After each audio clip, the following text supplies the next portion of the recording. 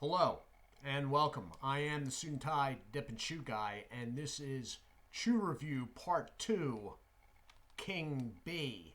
This is a short format chew review. So, what you have here is a twist, alright?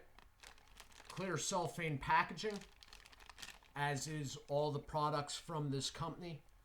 They usually have the yellow layout. This is a sweet twist. It's not going to be the sweetest, but compared to the rest or most of the R.C. Owens company products, this is sweeter with less bitterness involved. Let me put it that way. Warning label on the front. Then on the back, you have another warning label, barcode, and the fact that it is a product of R.C. Owen Company of Gallatin, Tennessee. Sales only allowed in the United States.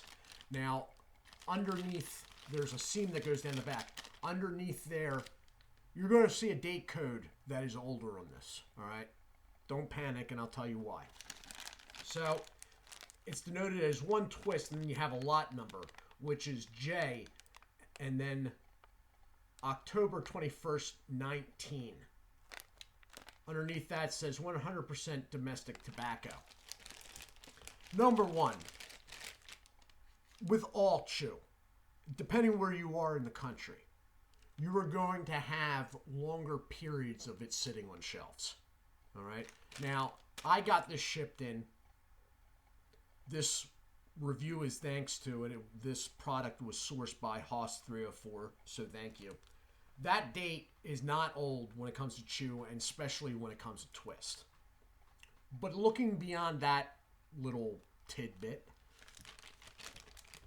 is this product okay? Two things.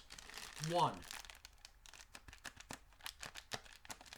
the bag is holding air. Two, the product in the bag that is holding air is pliable, all right? If the bag's holding air, that's what you check first. If it is holding air, most likely the product's still good, but check to make sure by seeing if it can bend like that without crackling and breaking up and shake in the bag. This, well, you can see there's no shake coming off it. Product in my mind is good. So I'm going to cut. Now, I have had this product before, so I am sort of knowing what to expect rather. I saved these bags, so see if that does it. I cut the seam at the bottom, and that is what you're looking at. So it's not one of what I call their fold-over twists. There is a loop, but it is smaller. It is not exaggerated on this at all. So you have the spiral clamped at the end and looped and spiraled down, and then it's clamped, okay? It's a natural tobacco smell, but it's not registering as bitter as it should. Looking at the outside of the product, especially down in this lower part here, you can tell the leaf has been treated with something. It's not just natural leaf. It's been treated with something, but it's probably leaning towards mineral-like treatment. So I'm going to cut, I'll use some scissors. I'm going to cut the loop off.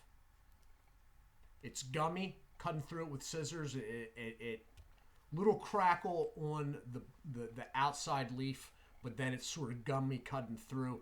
The product's fine. Yeah, it's really gummy, actually. A little surprised. I mean, it feels more gummy than these products normally are. So, looking inside, it's pretty much as dark as the wrapper. But that may be because it's been treated. Now, when they say twist, that is not the spiral twisting in and out of the product. The twist is the piece of rope that makes that spiral. It's twist. All right? There's a filler, there's a binder, and it's twist. And sometimes, in some cases, or at least in the old days, it was kept under pressure like that for a little while. Okay? And then cut to length, and the lengths are made into this spiral that you're seeing, and then it's clamped at the end. So I'm going to throw this in. These take a little while to get going, so I'm going to hit the pause button. I'll be back in a minute. And I am back. Okay, so what you have here is, with the exception of Good Money, which is actually pretty darn sweet, this is about as sweet as it gets with RCO and products. Okay? It's sweetened, but it's not overdone. Good Money is like sweet, like it's Cumberland Classic sweet. This is sweetened just enough to take a bit of the bitter edge off the natural leaf tobacco. When you have untreated leaf tobacco, it's pretty bitter. That in its natural state is pretty bitter. They have added some sort of sweetening to this, all right, whether it be molasses or whatnot, but not to make it a sweet product per se. Basically, just to neutralize the bitterness. I like it. I can deal with this. I find all the RCO and products interesting. This is a small company, okay? And it's important to at least try this. Now, this is... I would tell anyone that was able to find RCO and products, and find quite a number of them, to the modern tastes, the best one is probably Good Money. But I think guys that do natural dip and whatnot would be able to do the King Bee without, being like, oh, wow, oh, okay? That's my take. This is a small company, and if these things aren't bought and keep selling, they will disappear. Not a doubt in my mind, nor should it be a doubt in yours. They will disappear. So whenever if you're in an area of the country now, there's limited range of this, of course. Although I have had it sourced as far south as Mississippi. So you're not going to see in California, though. I don't think you would.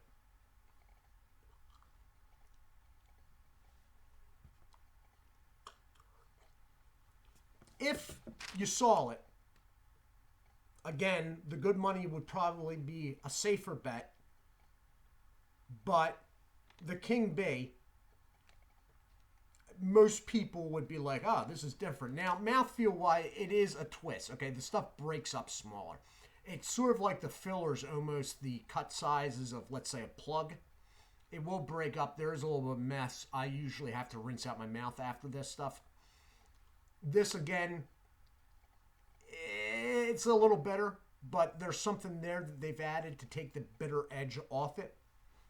Nicotine. The RCO and products, nicotine-wise, all twists seem to be higher in nicotine as far as chew goes. The RCO and products in particular are zingy in the mouth. And this is zinging right now. It's zinging on my cheek back here. Okay? It's zinging on the side of my tongue wherever there's any juice. I'm not saying the stuff's as strong as like Kodiak Wintergreen by any means, but as far as chew goes, the RCO and products, and some of the really bitter ones especially, are about as strong as you're going to get chewing tobacco-wise. There is no loose leaf product that I have ever had mouthfeel from, with the exception of Red Man Original. I'll get it right where my tongue meets back by my jaw. Besides that, though, you don't get mouthfeel. This one isn't even particularly strong by RCO standards, and I'm still getting a lot of mouthfeel from this. So that is a definite selling point, and these are usually, this thing will be well below $5. So You saw how much I cut off. There's a number of chews there. The stuff, you have to actively chew when you get it in. To get it into a workable format, you have to actively chew. After that, with this stuff, I usually just let it sit, and I'll bite down on it from time to time. But, again, small company with a old format of how it's made. If they don't get bought, eventually this stuff will disappear. All right, so that is also a selling point in my mind. You don't want it to, we don't want the market to shrink. Let me put it that way. So this has been the review of King B Sweet Twist Chewing Tobacco by R.C. Owen Company. Part of the Chew Review Part 2 series, or playlist, depending which way you want to say it. I do hope you all are well. Do take care of yourselves, and God bless.